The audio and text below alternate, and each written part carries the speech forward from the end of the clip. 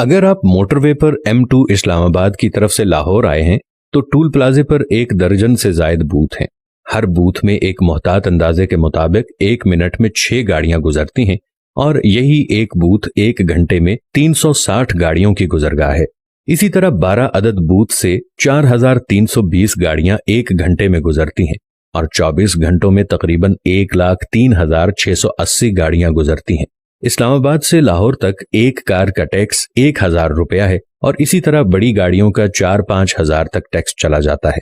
हम अगर एवरेज एक गाड़ी का टैक्स सिर्फ 1,000 रुपया भी लगाएं तो इस हिसाब से 24 घंटों के अंदर ये प्लाजा कम से कम 10.5 करोड़ रुपए जनरेट करता है।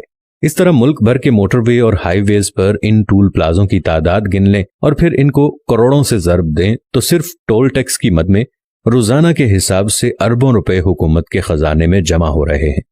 आप जिस गाड़ी में सफर कर रहे हैं इसमें पेट्रोल की मद में कम से कम 1 लीटर पर 50 रुपए टैक्स काटा जा रहा है। आप हिसाब करें कि रोजाना लाखों गैलन के हिसाब से जो पेट्रोल डीजल कंज्यूम हो रहा है इसका टैक्स भी रोजाना अरबों रुपए के हिसाब से हुकूमत के खजाने में जा रहा है। आप जिस गाड़ी में सफर कर रहे हैं उसको जब खरीदा जाता है तो जितनी गाड़ी की कीमत होती है इतना ही इस पर सेल्स टैक्स और कस्टम ड्यूटी भरनी पड़ती है। आप जिस गाड़ी को अपने पास रखते हैं उसकी सालाना एक्साइज ड्यूटी भी अरबों रुपए में जमा होती है। आपकी बिजली का बिल भी अगर 10,000 रुपए है तो असल बिजली की कीमत 3,000 निकालकर बकाया 7,000 रुपए टैक्स है जो माहाना हर कंज्यूमर से काटा जाता है और अरबों रुपया खजाने में जमा होता है। इसी तरह गैस के बिल पर भी इसी शरह से टैक्स लग रहा है और खजाने में जमा हो रहा है। आप एक मेडिकल स्टोर से 300 रुपए की दवाई खरीद रहे हैं। एक मोहतात अंदाजे के मुताबिक इस पर तकरीबन 40 से 50 रुपए तक सेल्स टैक्स है जो कि खजाने में जा रहा है।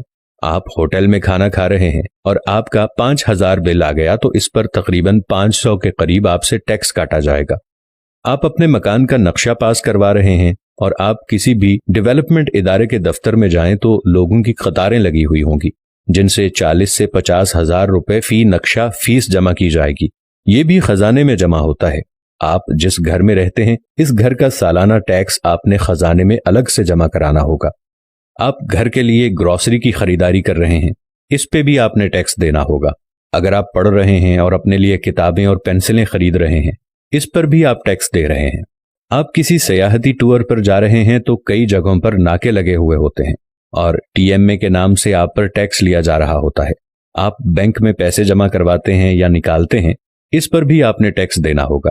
हत्ता कि आप मर गए हैं और डेथ सर्टिफिकेट बनवाने के लिए आपके अजीजो अकारिब को टैक्स देकर यह सर्टिफिकेट लेना पड़ेगा। इसके अलावा हुकूमत के पास ऐसे बेशुमार असासे हैं जिन्हें बेचकर अरबों रुपए हुकूमत के खजाने में जा रहे हैं। जैसा कि हाल ही में इस्लामाबाद के ब्लू एरिया में CDA ने अपने चंद कनाल का प्लॉट 8 अरब रुपए में बेच दिया। ये ना पहला प्लॉट था और ना ही आखिरी प्लॉट है। मैं नहीं समझता कि मेरे पास अगर चंद मरले का कमर्शियल प्लॉट होता तो उस एक प्लॉट से मेरी जिंदगी शानदार गुजरती, बल्कि मेरी आने वाली नस्ल भी उससे भरपूर इस्तेफादा करती है। मेरे पास अगर छोटा सा कारखाना हो तो हमारी अगली नस्ल इससे फायदा उठाती है। एक ट्रांसपोर्टर के पास एक आध बस या ट्रक हो तो उसकी पूरी फैमिली की किफालत उससे होती है। मगर सवाल यह है कि जिस मुल्क में अरबों खरबों के टैक्स रोजाना की बुनियाद में इकट्ठे हो रहे हैं वो क्यों मफलूकुल हाल है और दुनिया के सामने हाथ फैला रहा है। अब तो हुक्मरानों से हिसाब करना होगा और हर शहरी ने उठना होगा। सियासी जमातें बेशक कुछ भी न करें मगर हमने इस मुल्क को बचाना है और अपने मुल्क के लिए हम ही ने सोचना है।